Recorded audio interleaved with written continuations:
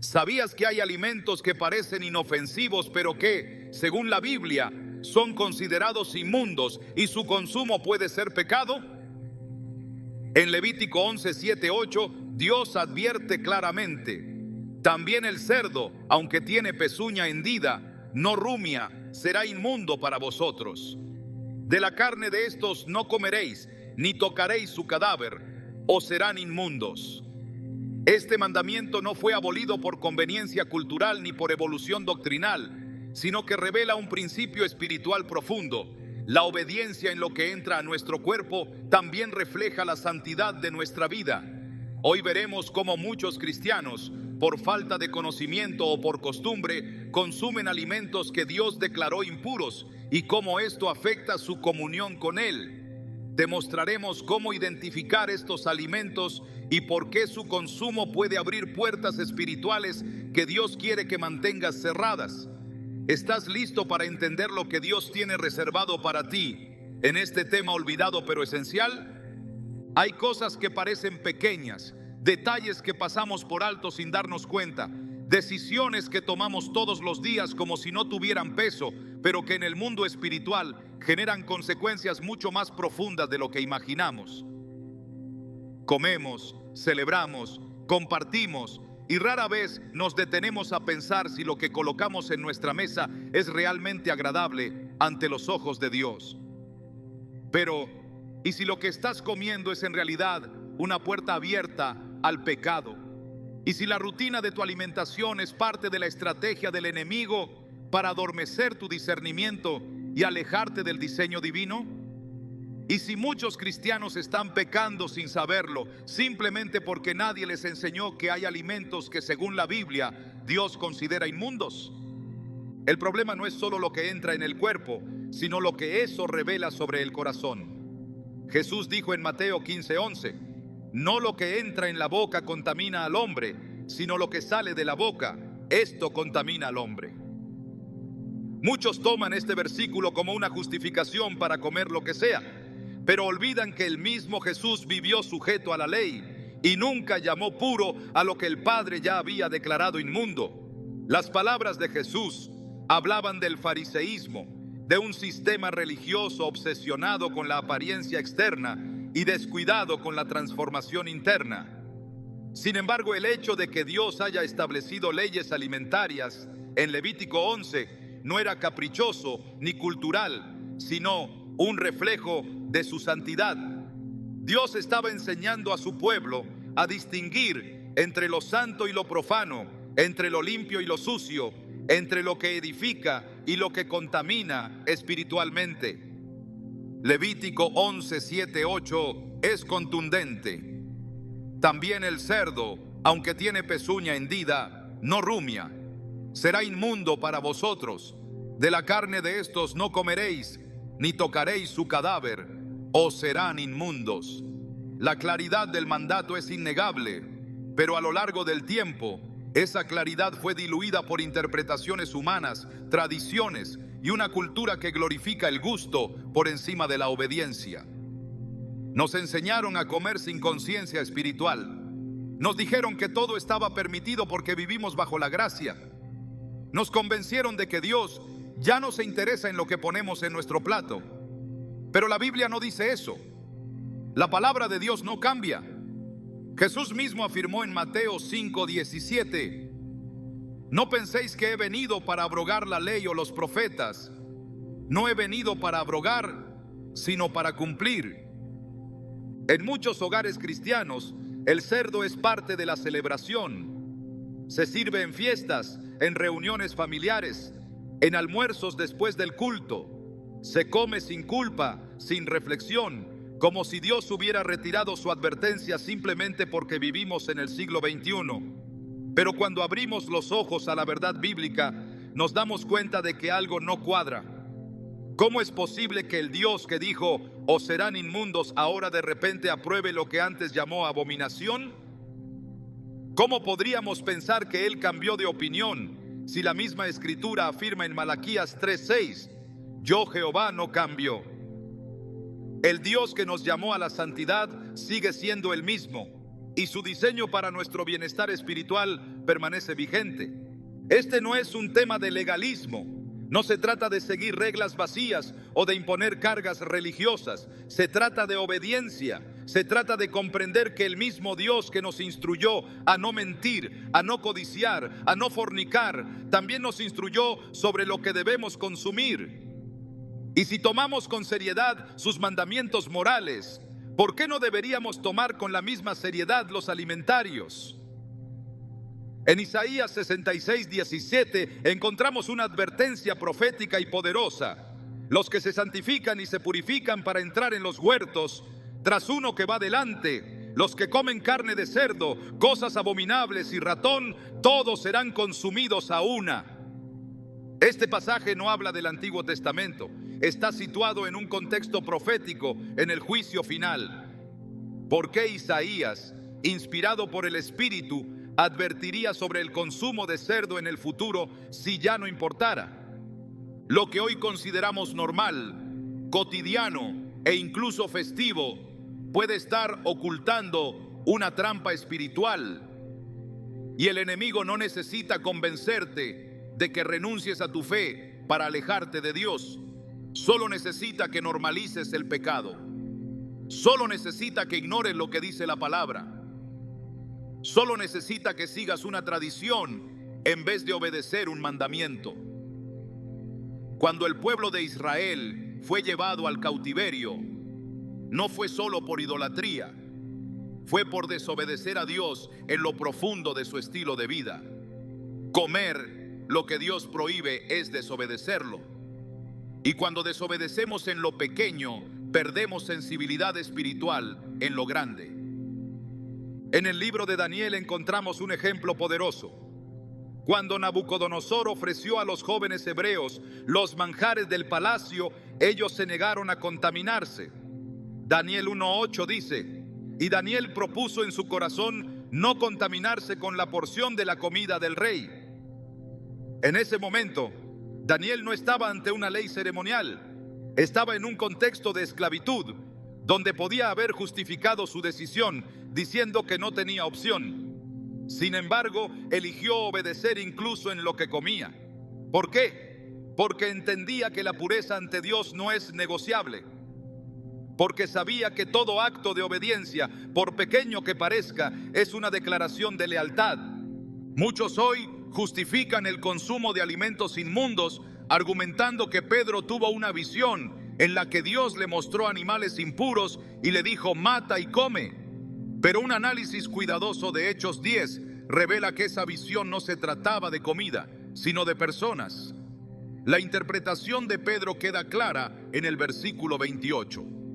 Vosotros sabéis cuán abominable es para un varón judío juntarse o acercarse a un extranjero, pero a mí me ha mostrado Dios que a ningún hombre llame común o inmundo. Dios no cambió su ley alimentaria en ese pasaje, sino que derribó una barrera de prejuicio entre judíos y gentiles.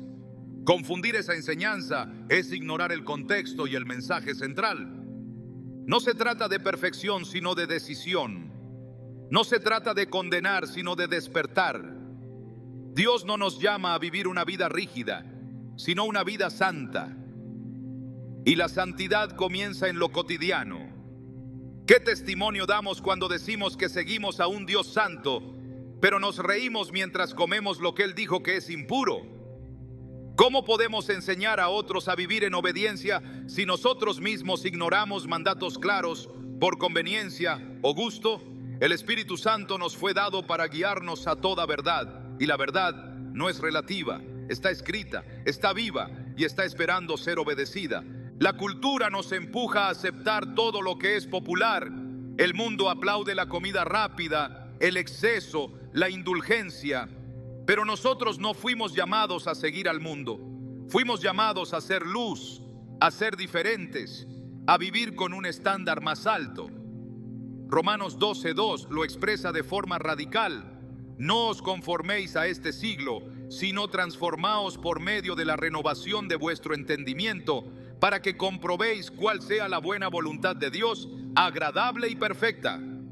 Esa renovación también implica lo que elegimos consumir. Cada decisión en nuestra alimentación puede ser un acto de obediencia o una muestra de indiferencia espiritual. Conozco personas que al descubrir esta verdad bíblica enfrentaron burlas, incomprensión y críticas, pero también conozco el fruto de su obediencia: una mayor claridad espiritual, una comunión más profunda con Dios y un testimonio que inspira a otros. Obedecer en lo secreto abre recompensas en lo visible. Jesús lo dijo claramente en Mateo 6:6. Tu Padre, que ve en lo secreto, te recompensará en público. Cuando decides honrar a Dios incluso en lo que comes, estás diciendo con tu vida: Señor, quiero agradarte en todo, no solo en lo que me conviene. Tal vez hasta hoy nunca habías considerado que el alimento puede ser una fuente de contaminación espiritual. Tal vez pensaste que no importaba, que era solo una tradición antigua. Pero ahora sabes que Dios sí se interesa, que su palabra sí lo establece y que tu obediencia puede marcar la diferencia. El enemigo no necesita que caigas en pecado escandaloso. Le basta con que ignores los detalles. Pero Dios, en su gracia, te está llamando hoy a abrir los ojos, a discernir, a vivir con intención. Y si sientes que esto es nuevo para ti, no estás solo. Muchos han recorrido este mismo camino. Lo importante no es lo que hiciste antes, sino lo que harás ahora con la verdad que te ha sido revelada. Hoy puedes decidir cerrar esa puerta que estuvo abierta por ignorancia. Hoy puedes comenzar un nuevo camino de obediencia radical. Hoy puedes honrar a Dios incluso en tu mesa, porque el que es fiel en lo poco, también lo será en lo mucho. Y Dios está buscando corazones que estén dispuestos a obedecer, incluso cuando nadie más lo hace. Porque cuando eliges agradar a Dios más que al mundo, algo en el cielo se mueve. Cuando decides poner a un lado el gusto personal para abrazar su palabra, algo en tu espíritu se fortalece. Cuando te apartas de lo inmundo, te acercas a lo divino. Y es allí, en esa obediencia sencilla pero firme, donde comienzan los mayores milagros. ¿Estás listo para revisar lo que hay en tu mesa con los ojos de Dios y no con los del mundo? Esta es solo la primera verdad que debes conocer. Lo que viene después te abrirá los ojos aún más. Prepárate, porque en la próxima parte veremos por qué la ley alimentaria no fue abolida y cómo el mismo Jesús respaldó su vigencia con su vida. Lo que estás a punto de descubrir puede transformar tu manera de vivir y tu conexión con Dios para siempre. Una de las ideas más extendidas entre muchos creyentes sinceros es que las leyes alimentarias fueron abolidas por Jesucristo, como si su venida hubiera anulado completamente todo lo establecido por Dios en el Antiguo Testamento. Esta creencia, aunque popular, no tiene fundamento bíblico cuando se analiza con detenimiento y reverencia por la palabra. La Escritura no enseña que la ley fue destruida, sino que fue cumplida en Cristo, quien vivió conforme a ella y jamás contradijo lo que su Padre había declarado como santo. El problema no es la ley. El problema es la interpretación superficial que ha dominado a través de los siglos y que ha hecho que muchos descarten mandamientos sin entender su propósito espiritual. Jesús, en su enseñanza más famosa, lo dejó claro desde el inicio. En Mateo 5, 17, 18 declaró: no penséis que he venido para abrogar la ley o los profetas. No he venido para abrogar, sino para cumplir. Porque de cierto os digo que hasta que pasen el cielo y la tierra, ni una jota ni una tilde pasará de la ley, hasta que todo se haya cumplido. Esta afirmación no deja espacio para especulaciones. El cielo y la tierra aún existen, lo que implica que la ley, en su esencia espiritual, sigue en pie. El cumplimiento del Mesías no equivale a la anulación de las instrucciones divinas, sino a su expresión perfecta y obediente. El concepto de cumplir no significa anular. En el lenguaje bíblico, cumplir es darle el significado completo, vivir su intención original con totalidad. Si Jesús cumplió la ley, eso significa que la vivió a la perfección, no que la invalidó. La obedeció como modelo para nosotros. y jamás instruyó a sus discípulos a hacer lo contrario. De hecho, en Mateo 5:19 agregó: de manera que cualquiera que quebrante uno de estos mandamientos muy pequeños y así enseñe a los hombres, muy pequeño será llamado en el reino de los cielos. Mas cualquiera que los haga y los enseñe, éste será llamado grande en el reino de los cielos. El contexto lo confirma. Jesús no estaba cancelando la ley, sino exponiendo su verdadera profundidad. Los que afirman que ya no es necesario obedecer las leyes alimentarias se apoyan en su mayoría en malinterpretaciones de ciertos textos del Nuevo Testamento. Uno de los más citados es Marcos 7, 18, 19, donde Jesús dice: ¿no entendéis que todo lo de fuera que entra en el hombre no le puede contaminar, porque no entra en su corazón, sino en el vientre y sale a la letrina? Algunos traducen el final de este pasaje como: así declaró limpios todos los alimentos. Sin embargo, esta frase no aparece en todos los manuscritos antiguos y fue añadida en algunas traducciones como comentario editorial, no como parte original de las palabras de Cristo. Aun si se incluyera, el contexto sigue siendo claro. Jesús estaba denunciando el ritualismo fariseo que se centraba en lavados ceremoniales, no en anular la ley de Dios. Además, cuando se estudia el Nuevo Testamento en conjunto, se observa que ningún apóstol enseñó a comer alimentos inmundos. Pedro, años después de la resurrección de Cristo, seguía guardando las distinciones alimentarias. En Hechos 10, cuando tiene una visión en la que desciende un lienzo del cielo lleno de animales considerados impuros según la ley, escucha una voz que le dice: levántate, Pedro, mata y come.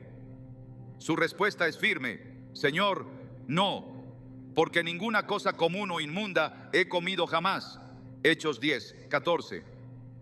Esta negativa no habría tenido sentido si Cristo ya hubiera abolido la distinción entre lo limpio e inmundo. Pedro caminó con Jesús durante años y aún así mantenía el mismo estándar. Es importante resaltar que la interpretación de Pedro sobre esa visión no fue que ahora podía comer lo que quisiera, sino que no debía llamar impuro a ningún ser humano, haciendo referencia a los gentiles. Él mismo lo aclara en el versículo 28. Vosotros sabéis cuán abominable es para un varón judío juntarse o acercarse a un extranjero. Pero a mí me ha mostrado Dios que a ningún hombre llame común o inmundo. El mensaje no era sobre comida, sino sobre personas. Usar esta visión como justificación para invalidar las leyes alimentarias es forzar un simbolismo fuera de su contexto. Otro argumento común se encuentra en las cartas de Pablo, particularmente en Romanos 14 y 1 Timoteo 4. En Romanos 14:14 Pablo dice: yo sé y confío en el Señor Jesús que nada es inmundo en sí mismo, mas para el que piensa que algo es inmundo, para él lo es. Esta frase ha sido malinterpretada como una licencia para comer cualquier cosa, pero el contexto trata de alimentos considerados ritualmente impuros por tradiciones humanas, no por la ley de Dios. Pablo se dirigía a una comunidad con diversas procedencias y prácticas, donde algunos temían incluso comer vegetales si habían sido ofrecidos a ídolos. El punto de Pablo era no escandalizar a otros, ni crear contiendas innecesarias, no redefinir lo que Dios ya había declarado inmundo desde Levítico. En 1 Timoteo 4, 4, 5 se lee: porque todo lo que Dios creó es bueno, y nada es de desecharse, si se toma con acción de gracias, porque por la palabra de Dios y por la oración es santificado. Algunos interpretan este pasaje como si Pablo estuviera diciendo que cualquier cosa que se coma con oración queda santificada. Pero el versículo mismo lo aclara: es santificado por la palabra de Dios, es decir, por lo que ya ha sido declarado apto en las Escrituras. Dios no santificó nunca al cerdo ni a los animales impuros como alimento. Por tanto, ese texto no puede usarse para anular lo que la palabra jamás autorizó. A lo largo de toda la Escritura, Dios deja claro que su diseño no es arbitrario. Lo que Él declara inmundo lo es por razones espirituales profundas, no meramente higiénicas. la ley revelada en Levítico no está obsoleta, sino viva en su significado. En Levítico 20, 25, 26 el Señor establece: vosotros pues haréis diferencia entre animal limpio e inmundo, y entre ave inmunda y limpia, y no contaminéis vuestras personas con animales, ni con aves, ni con ninguna cosa que se arrastra sobre la tierra, los cuales os he apartado por inmundos. Y me seréis santos, porque yo Jehová soy santo. Esta separación no tenía como objetivo simplemente cuidar la salud del pueblo, sino reflejar la santidad de Dios en lo cotidiano. El argumento de que estas leyes eran solo para los judíos tampoco resiste una evaluación bíblica seria. La distinción entre animales limpios e inmundos se menciona incluso antes de la entrega de la ley en el monte Sinaí. En Génesis 7:2, al entrar en el arca, Noé recibió instrucciones específicas. De todo animal limpio tomarás 7 parejas, macho y su hembra, mas de los animales que no son limpios, una pareja. Esta clasificación existía antes de que Israel fuese formado como nación, lo que demuestra que el principio de distinción era parte del orden creado, no de una legislación temporal. Jesucristo, como el Hijo obediente, nunca transgredió las instrucciones alimentarias del Padre. Su vida fue una manifestación perfecta de la ley en acción. En Juan 8:29, Él dijo: porque el que me envió conmigo está. No me ha dejado solo el Padre, porque yo hago siempre lo que le agrada. Si Jesús hizo siempre lo que agradaba a Dios, entonces jamás comió lo que el Padre declaró abominación. Si su vida es nuestro modelo, entonces nuestras decisiones también deben reflejar esa obediencia. No podemos decir que seguimos al Maestro mientras anulamos lo que Él vivió y respetó. Cuando se observa la enseñanza del Nuevo Testamento en su totalidad, se descubre que la santidad no ha sido rebajada. Al contrario, ha sido elevada. En 1 Pedro 1, 15, 16 leemos: sino, como aquel que os llamó es santo, sed también vosotros santos en toda vuestra manera de vivir. Porque escrito está: sed santos, porque yo soy santo. Esta santidad no se limita al ámbito espiritual abstracto, sino que alcanza cada aspecto de nuestra vida práctica, incluyendo lo que consumimos. Si todo en nosotros debe reflejar la santidad de Dios, entonces no podemos ignorar las instrucciones que Él mismo nos dio sobre lo que es puro e impuro. Los argumentos modernos que intentan desligar al creyente del Antiguo Testamento ignoran que toda la Escritura es inspirada por Dios. Segunda Timoteo 3:16 afirma: toda la Escritura es inspirada por Dios y útil para enseñar, para redarguir, para corregir, para instruir en justicia. Cuando Pablo escribió estas palabras, el Nuevo Testamento aún no estaba compilado. Se refería a las Escrituras que hoy muchos consideran superadas, pero que siguen siendo lámpara para nuestros pies y luz en nuestro camino. Dios no cambia, su palabra no cambia, su santidad no cambia. La obediencia no es opcional, es evidencia de amor. Jesús lo expresó claramente en Juan 14:15: si me amáis, guardad mis mandamientos. No dijo algunos mandamientos, ni los que te parezcan razonables. Dijo que la obediencia es la prueba del amor. El problema no es que el mundo no entienda esto. El verdadero problema es que la iglesia ha olvidado que el amor verdadero también se expresa en la obediencia radical. La ley alimentaria sigue siendo parte del estándar de Dios, no porque comer cerdo o mariscos determine la salvación, sino porque revela si nuestro corazón está dispuesto a alinearse con su voluntad, incluso cuando eso contradice la cultura. La gracia no es una excusa para pecar. Tito 2:11-12 nos enseña: porque la gracia de Dios se ha manifestado para salvación a todos los hombres, enseñándonos que, renunciando a la impiedad y a los deseos mundanos, vivamos en este siglo sobria, justa y piadosamente. La gracia nos capacita para obedecer, no para ignorar lo que Dios ya dejó establecido. Lo que Dios declaró inmundo sigue siéndolo. Lo que Él santificó como alimento sigue siendo santo.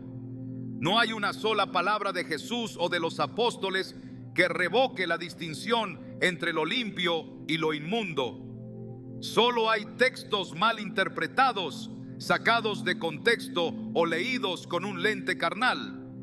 Pero cuando volvemos al texto con reverencia, oración y disposición, todo cobra claridad. No se trata de volver al legalismo, sino de avanzar hacia una obediencia más profunda, motivada por amor, impulsada por convicción y sostenida por el Espíritu Santo. El enemigo ha sembrado confusión para que lo inmundo parezca normal, para que la obediencia parezca anticuada, para que la santidad parezca legalismo. Pero cuando el pueblo de Dios despierta a la verdad, la luz se enciende y el engaño se desvanece. El altar del corazón debe ser purificado, y eso comienza también por lo que colocamos en la mesa. En la siguiente parte profundizaremos en algo que pocos se atreven a considerar: cómo el alimento puede ser una puerta espiritual que abre acceso a maldiciones, insensibilidad y cadenas que limitan la comunión con Dios. Lo que entra por la boca también afecta el alma. Lo que consumimos puede bendecir o contaminar. Prepárate, porque lo que viene revelará dimensiones espirituales que transformarán tu manera de entender la santidad. Desde el principio, Dios dejó claro que no hay detalle en la vida humana que esté fuera de su diseño espiritual. El cuerpo fue formado del polvo, pero el aliento que lo vivificó vino del cielo. Así como el alma y el espíritu están íntimamente ligados al cuerpo, las decisiones que se toman con él tienen consecuencias que van mucho más allá de lo físico. Comer no es un acto neutral, es una expresión diaria de sometimiento, identidad y obediencia. Lo que entra por la boca no solo alimenta el cuerpo, también puede afectar la sensibilidad espiritual, abrir o cerrar puertas, fortalecer o debilitar la conexión con lo divino. La Escritura enseña que el ser humano no vive solo de pan. En Deuteronomio 8:3 se declara: te afligió y te hizo tener hambre y te sustentó con maná, para hacerte saber que no solo de pan vivirá el hombre, mas de todo lo que sale de la boca de Jehová vivirá el hombre. Esta enseñanza no fue solo un recordatorio de dependencia, fue una revelación profunda sobre el vínculo entre lo que se ingiere y la vida espiritual. El maná, dado por Dios, no era simplemente un alimento físico, sino una sustancia espiritual que enseñaba obediencia, confianza y consagración. Comer lo que viene de Dios preserva, comer lo que Él ha prohibido contamina. El cuerpo humano es descrito en las Escrituras como templo del Espíritu Santo. No es solo una envoltura temporal, sino un instrumento de adoración. 1 Corintios 6, 19, 20 lo afirma con claridad: ¿o ignoráis que vuestro cuerpo es templo del Espíritu Santo y que no sois vuestros? Porque habéis sido comprados por precio. Glorificad pues a Dios en vuestro cuerpo y en vuestro espíritu, los cuales son de Dios. Si el cuerpo es templo, entonces lo que entra en él no puede ser tratado con ligereza. La mesa del creyente no es solo un espacio de nutrición, es un altar. Lo que se coloca sobre ella puede honrar a Dios o abrir una puerta a la impureza. Cuando Dios declaró ciertos alimentos como inmundos, no lo hizo por motivos arbitrarios ni exclusivamente sanitarios. Lo hizo porque había un propósito espiritual detrás de cada distinción. Lo inmundo es todo aquello que interrumpe la comunión. En Levítico 11, al establecer la lista de los animales permitidos e impuros, Dios cierra el capítulo diciendo: porque yo soy Jehová, que os hago subir de la tierra de Egipto para ser vuestro Dios. Seréis pues santos, porque yo soy santo. Vele 45. Comer lo inmundo entonces no es solo desobedecer una orden, es alterar la naturaleza del pacto, es poner en riesgo la santidad que nos fue otorgada. El acto de comer no es independiente de la voluntad. Elegir qué se consume es una forma concreta de expresar quién gobierna la vida. En el huerto del Edén, el primer pecado humano fue precisamente un acto alimentario. Génesis 3 muestra que no fue una batalla con espadas ni una rebelión visible. Fue una elección en la mesa, una fruta prohibida, una conversación engañosa, una mordida cargada de consecuencias eternas. Si el enemigo usó el alimento para introducir el pecado en el mundo, no es difícil entender que aún lo utiliza como canal para entorpecer la obediencia. El alimento, cuando es contrario a la instrucción divina, se convierte en un vehículo de contaminación espiritual. En el libro de Isaías, Dios advierte sobre aquellos que ignoran sus mandamientos y persisten en prácticas impuras. Isaías 65, 3, 4 describe a un pueblo que en mi rostro me provocan de continua ira, que comen carne de cerdo y en sus ollas hay caldo de cosas inmundas. Aquí no se trata solo de una cuestión dietética, sino de una transgresión que produce indignación divina. La contaminación comienza en el plato y se extiende hasta romper el vínculo de pureza con el Creador. En el ámbito espiritual, cada acto físico tiene una resonancia. Así como la oración, aunque emitida con labios humanos, asciende como incienso al cielo, el pecado cometido con el cuerpo desciende como sombra sobre el alma. Comer alimento inmundo no se detiene en el sistema digestivo. Afecta la conciencia, embota el discernimiento, adormece la sensibilidad espiritual. Muchos creyentes han perdido claridad en su caminar no porque hayan dejado de orar, sino porque abrieron puertas invisibles al permitir la entrada constante de impureza a través de la comida. La desobediencia persistente en esta área tiene el poder de endurecer el corazón. El apóstol Pablo advierte en Efesios 4:18 que los que están ajenos a la vida de Dios viven por la ignorancia que en ellos hay, por la dureza de su corazón.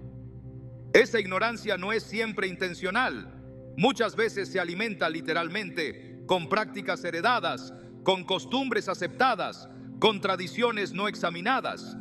El que come sin saber lo que está haciendo abre espacio a la necedad. El que come sabiendo pero sin arrepentimiento endurece su corazón. El enemigo no necesita que el creyente renuncie a su fe para operar. Le basta con que le dé acceso. En Efesios 4:27 se nos exhorta: ni deis lugar al diablo. El término lugar es significativo. No se refiere solo a decisiones morales grandes, sino a cualquier terreno que le permita entrada.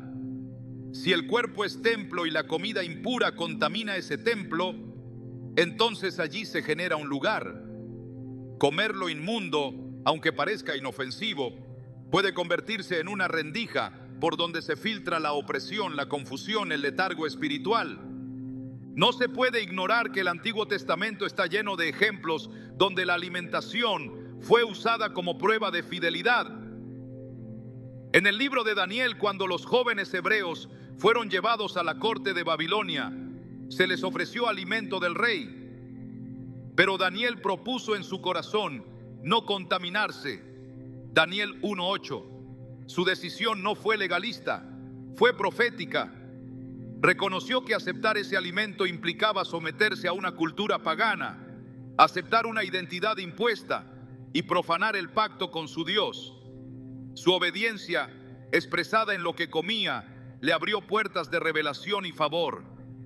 La comida no fue un detalle, fue el escenario donde se manifestó su consagración. En el Nuevo Testamento, la figura del cuerpo como templo no es simbólica, es una verdad espiritual con implicaciones prácticas.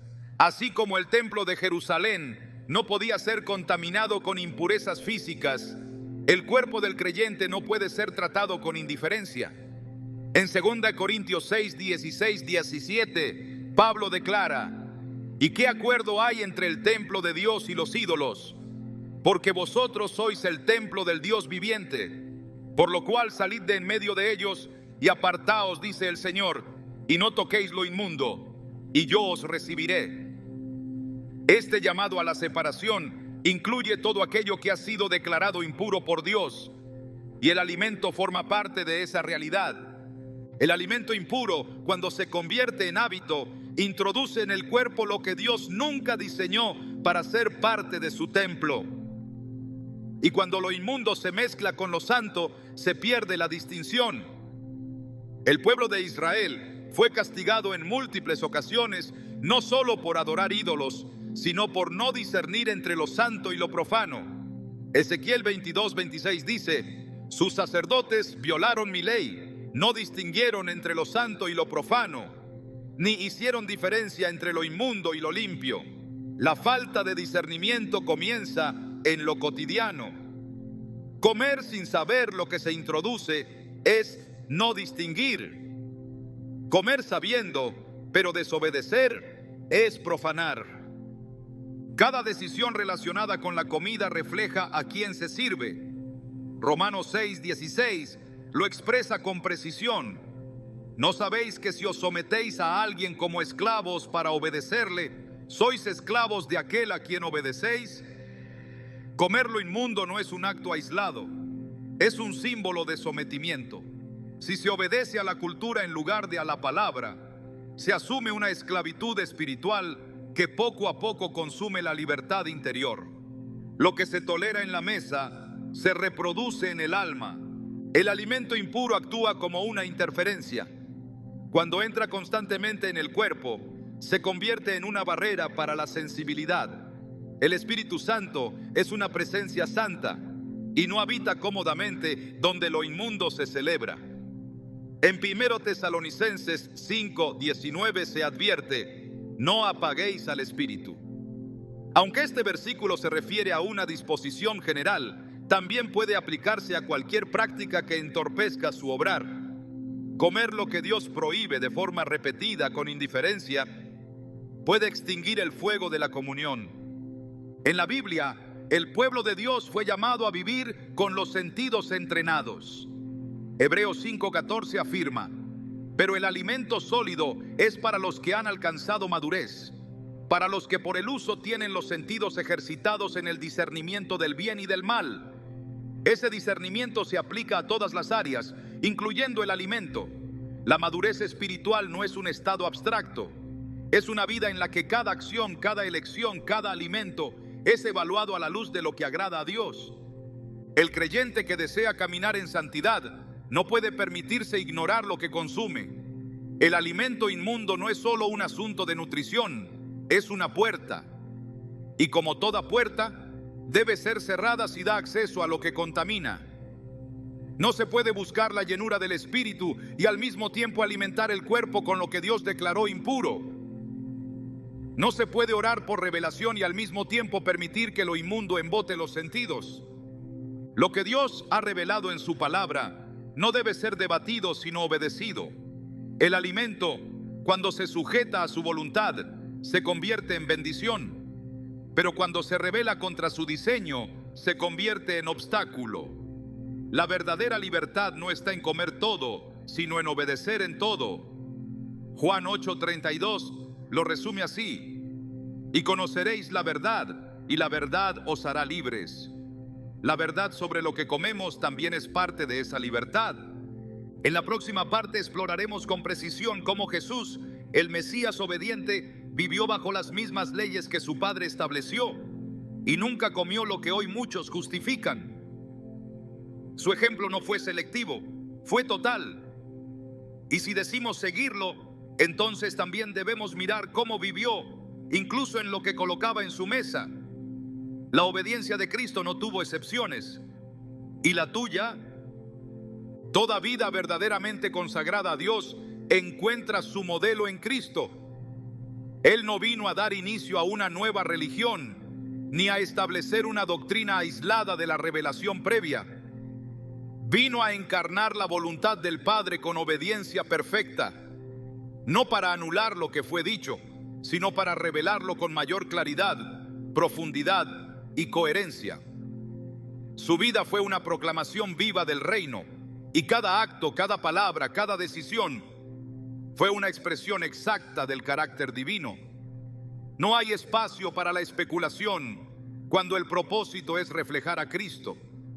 Lo que Él hizo, cómo vivió, lo que eligió aceptar o rechazar, debe convertirse en el estándar indiscutible para todo aquel que dice seguirle. Cuando hablamos del alimento inmundo y del error común de asumir que todo ya está permitido, no se puede omitir el testimonio del Mesías. Jesús no participó de lo que el Padre había declarado inmundo. No hay un solo registro, directa o indirectamente, que lo muestre consumiendo cerdo, mariscos, ni ningún animal que la ley de Dios, establecida en Levítico 11, prohíbe. Y esto no fue un simple gesto cultural, ni una imposición social del judaísmo de su tiempo. Fue una manifestación de fidelidad al diseño original de Dios. Fue un acto constante de reverencia al Dios que lo envió. Jesús vivió bajo la ley, pero no como un esclavo de normas muertas. La vivió como quien ama lo que el Padre ha establecido, como quien reconoce la santidad de cada instrucción. En Mateo 5:17 dijo con total autoridad: no penséis que he venido para abrogar la ley o los profetas. No he venido para abrogar, sino para cumplir. Esta declaración no necesita añadidos. Cumplir no es desechar, es encarnar con perfección. Y si Él, siendo el Hijo de Dios, no consideró irrelevantes las leyes alimentarias, ¿con qué justificación podría un discípulo suyo decidir ignorarlas? El problema no es que Cristo haya cambiado la ley. El problema es que muchos han querido adaptar su estilo de vida a una imagen distorsionada del Salvador. Una imagen cómoda, permisiva, desligada de la obediencia. Pero esa imagen no es bíblica. Jesús mismo lo afirmó en Juan 15:10. Si guardáis mis mandamientos, permaneceréis en mi amor, así como yo he guardado los mandamientos de mi Padre y permanezco en su amor. Este versículo revela un principio clave. La permanencia en el amor de Dios está conectada con la obediencia. Y la obediencia para Cristo incluyó cada aspecto de la ley, incluyendo el alimento. No se puede presentar al Jesús verdadero sin contemplar su vida en relación con la Torá. Desde su infancia fue enseñado en la sinagoga, instruido en la palabra, alineado con la práctica de su pueblo, no como una costumbre vacía, sino como un deleite. Lucas 4:16 dice que vino a Nazaret, donde se había criado, y en el día de reposo entró en la sinagoga, conforme a su costumbre, y se levantó a leer. Su fidelidad a las prácticas del pacto no fue una máscara, fue una verdad que marcó toda su existencia. Si participaba del Shabbat, si asistía a las festividades establecidas por el Eterno, si citaba constantemente la ley como fundamento de su enseñanza, no hay base alguna para suponer que quebrantó los mandamientos del Padre en el ámbito alimentario. El Evangelio de Juan declara una verdad profunda al referirse a Jesús como el Verbo hecho carne. En Juan 1:14 leemos: y aquel Verbo fue hecho carne y habitó entre nosotros, lleno de gracia y de verdad. Este Verbo, que estaba con Dios desde el principio, no contradijo ni una sola palabra de lo que había sido pronunciado en la ley. No hay ruptura entre el Antiguo y el Nuevo Testamento en la vida de Cristo. Hay cumplimiento, armonía y continuidad. La gracia no niega la ley. La gracia capacita para vivirla con sentido y poder renovado. El argumento de que Jesús declaró limpios todos los alimentos en Marcos 7 es insostenible a la luz de la totalidad del contexto bíblico. En ese pasaje Jesús confrontaba el legalismo de los fariseos, quienes añadían mandamientos humanos sobre el lavado de manos y otras prácticas externas, mientras descuidaban el peso de la ley. El enfoque de Cristo no estaba en anular la distinción entre lo limpio y lo inmundo, sino en desenmascarar la hipocresía de los que honraban a Dios con los labios, pero tenían el corazón lejos. Si ese texto fuera una abolición de las leyes alimentarias, entonces se tendría que concluir que Jesús se contradijo al afirmar que no vino a abrogar la ley. Pero la Escritura no se contradice. Quien malinterpreta los textos lo hace porque no examina con humildad la totalidad del mensaje. Jesús no necesitó decir explícitamente que no comía cerdo. Su identidad como judío practicante del primer siglo lo dejaba claro. Vivió conforme a la ley en cada aspecto, no como obligación, sino como expresión de su santidad. El mismo hecho de que haya sido sin pecado, como afirma Hebreos 4:15, sino uno que fue tentado en todo, según nuestra semejanza, pero sin pecado, implica que no transgredió ninguno de los mandamientos del Padre, ni siquiera los que la cultura moderna considera secundarios o abolidos. Si hubiera quebrantado una sola instrucción, ya no podría ser llamado el Cordero sin mancha. La figura de Cristo como sacrificio perfecto está directamente relacionada con la idea de pureza. Para que el Cordero Pascual fuera aceptable ante Dios, debía ser sin defecto. Jesús fue ese Cordero. Pablo lo declara en 1 Corintios 5:7, porque nuestra Pascua, que es Cristo, ya fue sacrificada por nosotros. Para que esta imagen sea coherente, su vida debió estar en total conformidad con la ley. El Cordero no podía ser impuro. El Mesías no podía transgredir las normas sobre alimentación y aún así cumplir su rol de redención. Lo que fue ofrecido por nuestros pecados debía estar libre de toda impureza, no solo espiritual, sino también práctica, visible, tangible. Jesús fue tentado, pero nunca cedió. Fue probado, pero siempre eligió obedecer. En Mateo 4, cuando el diablo le ofreció pan tras 40 días de ayuno, respondió con la palabra: escrito está, no solo de pan vivirá el hombre, sino de toda palabra que sale de la boca de Dios. Su nutrición no dependía de satisfacer deseos inmediatos, sino de alinear cada elección con lo que el Padre había dicho. Si esa fue su actitud ante la tentación, ¿cómo podría haberse justificado ante Dios si hubiera consumido lo que su ley llamaba abominable? El objetivo de seguir a Cristo no es admirarlo, es imitarlo. 1 Juan 2:6 afirma: el que dice que permanece en Él debe andar como Él anduvo. Esto no es una sugerencia, es un llamado. El camino del Mesías no fue uno de conveniencia, fue de entrega total. No vivió bajo su propio deseo, sino sujeto al Padre. Juan 6:38 lo expresa con contundencia: porque he descendido del cielo, no para hacer mi voluntad, sino la voluntad del que me envió. Esa voluntad incluía cada aspecto de la ley, y su cumplimiento no fue parcial, fue absoluto. El error de muchos creyentes contemporáneos es asumir que Jesús hizo todo para que nosotros ya no tengamos que hacer nada. Pero Él mismo advirtió que el discípulo no está por encima del maestro, sino que debe ser como el maestro. Si Jesús no comió lo inmundo, entonces nosotros tampoco deberíamos. Si Jesús valoró la ley del Padre, entonces nosotros también debemos honrarla, no para salvarnos, sino porque hemos sido salvados, no para merecer el favor, sino como fruto de haberlo recibido. El reino de Dios no se edifica sobre la cultura, ni sobre la tradición humana, sino sobre la palabra eterna. Y esa palabra permanece.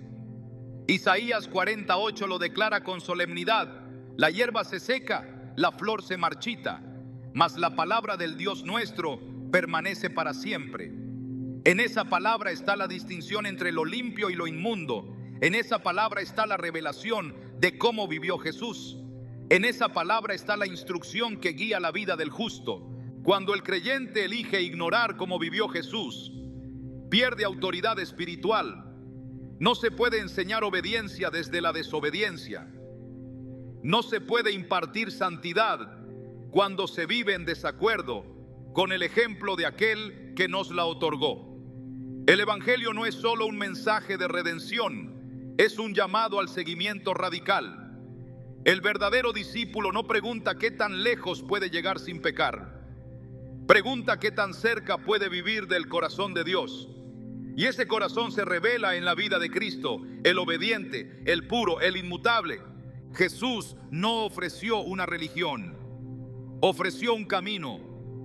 Juan 14:6 lo resume de forma categórica: Yo soy el camino y la verdad y la vida. Nadie viene al Padre sino por mí. Ese camino no es ancho, no es adaptado al gusto de cada época. Es estrecho, es santo y solo se transita cuando se abandona la voluntad propia y se abraza con gozo la obediencia que honra al Padre. Esa obediencia no excluye el alimento, lo incluye. El Mesías obediente no dejó vacíos. Su vida fue completa. Su ejemplo es absoluto. Y todo aquel que anhela ser hallado fiel deberá preguntarse: ¿estoy caminando como Él caminó? ¿Estoy comiendo como Él comió? ¿Estoy viviendo como Él vivió? Porque si su vida es la verdad, entonces no hay espacio para interpretaciones que nieguen lo que Él confirmó con cada acto.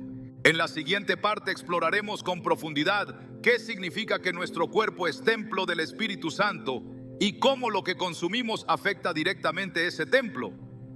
La santidad no se limita al alma, también abarca la carne. La comida no es neutral y lo que hoy toleramos con indiferencia puede estar alejándonos del fuego que da vida. El cuerpo no es una estructura neutra ni una simple envoltura temporal que se pueda tratar con indiferencia. Es el diseño tangible donde Dios ha decidido habitar con poder y santidad. Cuando el apóstol Pablo escribe a los Corintios, lo hace con una claridad que rompe toda justificación basada en el descuido o la ignorancia. En 1 Corintios 6, 19, 20 se nos revela un principio que transforma completamente la perspectiva del creyente. ¿O ignoráis que vuestro cuerpo es templo del Espíritu Santo, que está en vosotros, y que no sois vuestros, porque habéis sido comprados por precio? Glorificad pues a Dios en vuestro cuerpo y en vuestro espíritu, los cuales son de Dios. No se trata de una metáfora, es una declaración espiritual y física. El cuerpo no pertenece más al individuo, ha sido adquirido por el sacrificio de Cristo, y cada acción sobre él debe reflejar esa redención. Cuando se comprende que el cuerpo es templo, cada cosa que entra en él adquiere una dimensión distinta. No se puede alimentar el templo con impureza y esperar que la gloria de Dios permanezca. El templo en el Antiguo Testamento era tratado con reverencia, purificado con rigurosidad y protegido de toda contaminación. La presencia de Dios no se manifestaba en un lugar profanado. De igual manera, cuando el creyente consume lo que el Señor ha declarado inmundo, no solo afecta su salud física, sino que contamina el altar interior donde el Espíritu desea habitar. En Levítico 11:44, Dios establece la conexión directa entre el alimento y la santidad. Porque yo soy Jehová vuestro Dios, vosotros por tanto os santificaréis y seréis santos, porque yo soy santo. Así que no contaminéis vuestras personas con ningún animal que se arrastra sobre la tierra. No hay separación entre lo físico y lo espiritual. El cuerpo no puede ser excluido de la consagración. Santificarse incluye apartarse de todo lo que el Creador ha llamado inmundo. Comer lo prohibido es profanar el templo con lo que fue rechazado por el mismo Dios que lo construyó. El apóstol Pablo, al advertir sobre la necesidad de presentar el cuerpo como sacrificio vivo, conecta la entrega del cuerpo con la verdadera adoración. En Romanos 12:1 escribe: así que, hermanos, os ruego que presentéis vuestros cuerpos en sacrificio vivo, santo, agradable a Dios, que es vuestro culto racional. El culto no es solo cantar o predicar, también es lo que se hace con el cuerpo. Comer no es un acto menor cuando se entiende que el cuerpo es una extensión del altar. No se presenta un sacrificio contaminado ante Dios. Lo que se ofrece debe ser limpio, apartado, consagrado. Ignorar esta verdad no elimina su efecto. Lo inmundo sigue siendo inmundo aunque se le ore encima. El templo sigue siendo profanado aunque se justifique la acción con argumentos culturales. El Espíritu Santo no cohabita con la desobediencia. Si se desea su llenura, también se debe respetar su morada. No se puede invocar su presencia mientras se deshonra el lugar donde Él desea habitar. Glorificar a Dios en el cuerpo es más que evitar vicios visibles. Es alinear cada elección física con su palabra. El cuerpo entonces es más que carne. Es instrumento de obediencia o de rebelión. Lo que se introduce en él refleja si se reconoce su señorío. Y cuando se entiende que es templo, cada decisión se vuelve un acto de adoración o de profanación. El alimento inmundo no solo contamina el cuerpo, apaga la pureza del altar. Y un altar contaminado no puede sostener fuego eterno. Cuando el pueblo de Dios se aleja de la santidad, lo hace casi siempre por descuidos acumulados, por decisiones aparentemente pequeñas que terminan erosionando el fundamento de obediencia. El alimento, en apariencia insignificante, se ha convertido en uno de esos espacios donde la indiferencia ha sustituido la reverencia, donde la costumbre ha sustituido el discernimiento. Pero Dios sigue siendo santo, y ese llamado que retumba desde Levítico hasta Apocalipsis sigue en pie: sed santos porque yo soy santo. La santidad no es un concepto simbólico, es una práctica constante, una forma de vida que separa, consagra y purifica incluso lo que colocamos sobre la mesa. Revisar lo que comemos no es una obsesión dietética ni una moda espiritual. Es una respuesta de amor a un Dios que no deja cabos sueltos cuando revela su voluntad. En Isaías 52:11 se ordena: apartaos, apartaos, salid de allí, no toquéis cosa inmunda, salid de en medio de ella, limpiaos los que lleváis los utensilios de Jehová. El mensaje es claro: quienes sirven a Dios no pueden caminar en impureza, ni tolerarla, ni justificarla. La santidad comienza cuando se reconoce que lo que se consume también es una forma de adoración o de rebelión. El altar no se contamina únicamente con palabras o acciones externas, sino también con lo que se introduce sin discernimiento. Volver a la santidad exige evaluar con seriedad lo que entra por la boca. En Ezequiel 44:23 se describe el rol de los sacerdotes como aquellos que enseñarán a mi pueblo a hacer diferencia entre lo santo y lo profano, y les enseñarán a discernir entre lo limpio y lo no limpio. Ese llamado hoy recae sobre cada creyente. La ignorancia ya no puede ser excusa cuando la palabra ha sido clara y la convicción del Espíritu empieza a incomodar lo que antes era rutina. Dios no está buscando perfección humana. Está llamando a una generación que anhele volver a su diseño, que esté dispuesta a santificarse en lo pequeño para ver su gloria en lo eterno. En 2 Corintios 7:1 Pablo exhorta: limpiémonos de toda contaminación de carne y de espíritu, perfeccionando la santidad en el temor de Dios. Comer lo inmundo no es solo un asunto físico, es una contaminación que compromete la integridad del testimonio y debilita la autoridad espiritual. Volver a la santidad es volver a distinguir lo que Dios separó. Es honrar con obediencia lo que Él estableció como puro. Es limpiar la mesa, no por apariencia, sino porque el corazón ya no soporta la mezcla. No hay avivamiento sin consagración, y no hay consagración sin una revisión sincera de todo lo que alimenta la vida. El regreso a la santidad comienza cuando el creyente decide que ningún sabor vale más que la presencia de Dios y que ningún hábito será más fuerte que su deseo de caminar en obediencia. El alimento que se escoge no solo revela lo que se desea, sino también lo que se cree. Cada vez que una persona se sienta a la mesa, no solo está alimentando su cuerpo, está declarando con sus elecciones a quien honra, qué voz sigue y qué verdad ha abrazado. En el corazón de este tema no hay una discusión sobre dietas, sino una invitación silenciosa pero urgente a reflexionar si lo que se consume glorifica al Dios que santifica o al mundo que confunde. Porque no se trata solo de qué se come, sino desde dónde se toma la decisión de comerlo. Cuando Jesús multiplicó los panes, no lo hizo solo para saciar el hambre del cuerpo. Quiso mostrar que el verdadero alimento no viene del suelo, sino del cielo. En Juan 6:27 dijo: trabajad, no por la comida que perece, sino por la comida que a vida eterna permanece, la cual el Hijo del Hombre os dará. Esa comida que permanece no se encuentra en cualquier mesa. Requiere discernimiento, obediencia, pureza. Cuando el creyente se conforma con lo que el mundo ofrece, se aleja sin saberlo del pan que sacia el alma.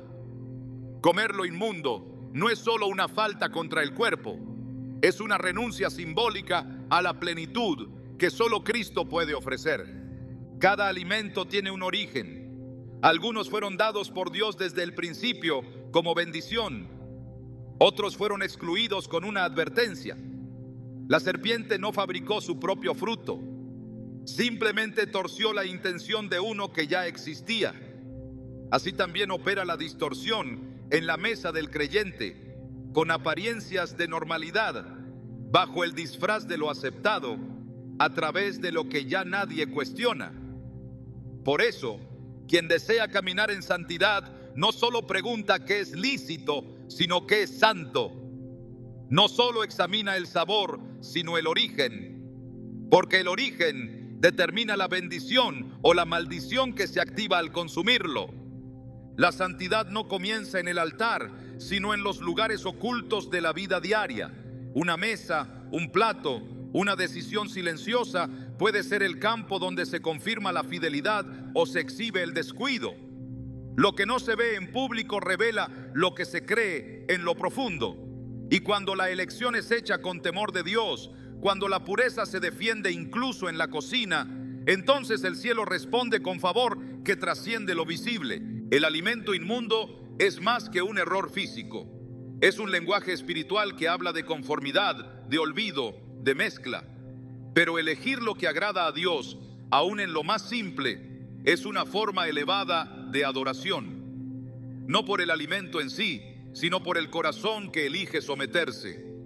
La mesa del creyente debe ser un altar, y en ese altar solo debe colocarse lo que el cielo aprueba. Porque quien honra a Dios en secreto será honrado en lo visible, y quien guarda pureza en lo cotidiano recibirá revelación en lo eterno.